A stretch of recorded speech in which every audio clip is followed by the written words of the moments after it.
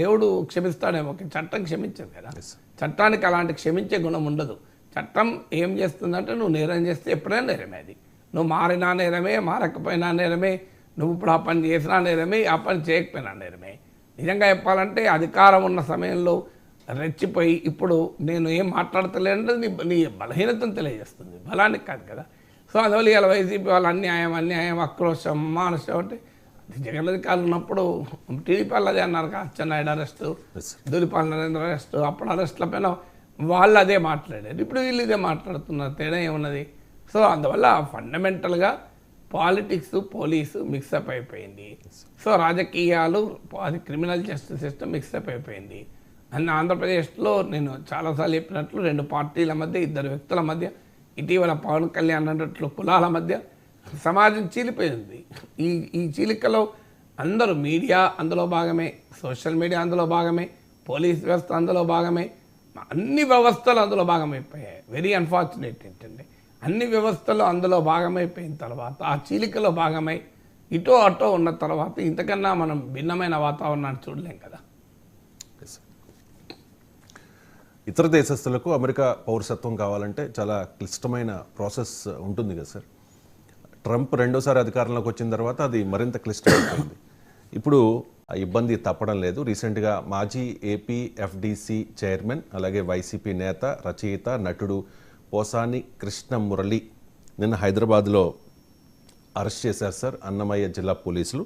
గతంలో చంద్రబాబు నాయుడు, పవన్ కళ్యాణ్, లోకేష్ల మీద శృతి మించి, కాస్త కాదు చాలా ఎక్కువే శృతి మించి ఆయన మాట్లాడారు. పరుష పదజాలం, అసభ్య పదజాలంతో రెచ్చిపోయిన పరిస్థితి కనిపిస్తోంది. అప్పుడు తప్పు చేశారు కాబట్టి ఇప్పుడు శిక్ష నుంచి తప్పించుకోలేరు అంటూ కూటమి నేతలు చెప్తున్న పరిస్థితి. సో వైఎస్ఆర్ కాంగ్రెస్ పార్టీలో ఆయన యాక్టివ్గా లేనప్పటికీ కూడా వైఎస్ఆర్ కాంగ్రెస్ పార్టీ నాయకులు చెప్తూ ఉన్నారు సార్, ఇది కక్షపూరితము, అక్రమము అని చెప్పేసి. నిన్న అర్ధరాత్రి ఆయన్ను అరెస్ట్ చేశారు. మీ కామెంట్స్. అర్ధరాత్రి అరెస్ట్ చేయడం కరెక్టా, ఉదయం అరెస్ట్ చేయడం కరెక్టా, అదొక డైమెన్షన్. కానీ అరెస్ట్ చేయడం కరెక్టా అనేది ముఖ్యం. ఏ రాత్రి చేశారా, పగలు చేశారా, ఉదయమే చేశారా, ఆయనకు ట్యాబ్లెట్లు తీసుకున్నాడా లేదా, ఇవన్నీ సహజంగా ప్రతి అరెస్ట్ అప్పుడు వినిపించేటువంటి అంశాలు. అంటే లీగల్ ప్రాసెస్ ఫాలో అయ్యారా, నోటీస్ ఇచ్చారా అరెస్ట్కు. సో దిస్ ఆల్ ఒక సెట్ ఆఫ్ క్వశ్చన్స్. ప్రతి అరెస్ట్ అప్పుడు వచ్చేటువంటి క్వశ్చన్ 41A నోటీస్ ఇచ్చారా, మరి ఇలా డైరెక్ట్గా వీళ్ళు అరెస్ట్ చేయొచ్చా, ఇదంతా ఒక డైమెన్షన్. Mainly procedural aspect. మీరు చంద్రబాబు నాయుడు అరెస్ట్ అప్పుడు కూడా ఈ చర్చ నడిచింది. అంటే ప్రొసీజరల్ ల్యాప్సెస్ ఏమైనా ఉన్నాయా, అరెస్ట్లో లేవా అనేది అది కోర్టులో తేలుతుంది. ఇక రెండవ ఫ్యాక్టర్ ఏంటంటే అసలు వాట్ ఈస్ ద క్రైమ్, ఈ క్రైమ్కు నిజంగానే శిక్ష పడుతుందా, ఎంత మేరకు శిక్ష పడుతుందా అనేది థర్డ్ ఫ్యాక్టర్. రెండవ ఫ్యాక్టర్ చూసినప్పుడు క్రైమ్ ఏంటి అంటే, మీరు ఇంతకుముందు చెప్పినట్లు అధికారాన్ని అడ్డగా చూసుకొని అధికారంలో ఉన్న వారిని మెప్పించటానికి ఏది పడితే అది, ఎక్కడ పడితే అక్కడ, ఎలా పడితే అలా మాట్లాడడం. అలా మాట్లాడిన వాళ్ళలో పోసాని కృష్ణమురళి కూడా ఒకరు. అందువల్ల అది ఆ రోజున్న నాయకత్వాన్ని సంతృప్తిపరిచేందుకు అసెంబ్లీలో వైసీపీ ఎమ్మెల్యేలు అలాగే ప్రవర్తించారు, బయట వైసీపీ నేతలు వాళ్ళ అనుకూలు అలాగే ప్రవర్తించారు. ప్రత్యర్థులు ప్రవర్తించలేదా, తెలుగుదేశం నాయకులు మమ్మల్ని అనలేదా అని వైసీపీ అనొచ్చు. అన్నప్పుడు మీరు అధికారంలో ఉన్నప్పుడు వాళ్ళ మీద కూడా పడ్డారు కదా, అందువల్ల వాళ్ళ అధికారంలో ఉన్నప్పుడు మీ మీద పడుతున్నారు.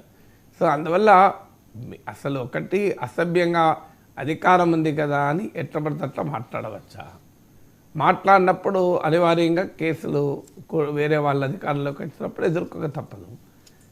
అయితే ఏం జరుగుతుంది, నిజంగానే అసభ్యంగా మాట్లాడుకోవడం కొత్త రాజకీయాల్లో.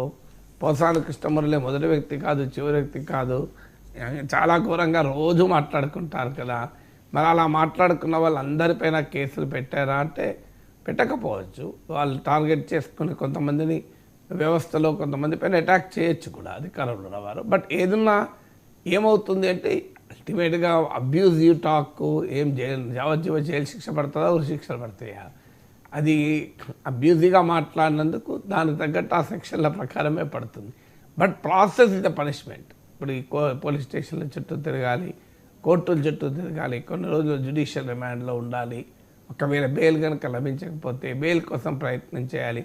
ఈ ప్రాసెస్ ఇస్ ద పనిష్మెంట్. ఇది కనీసం ఒక డిటరెన్స్ లాగా, అంటే ఎదుటి వాళ్ళు ఇలా మాట్లాడకుండా ఉండటానికి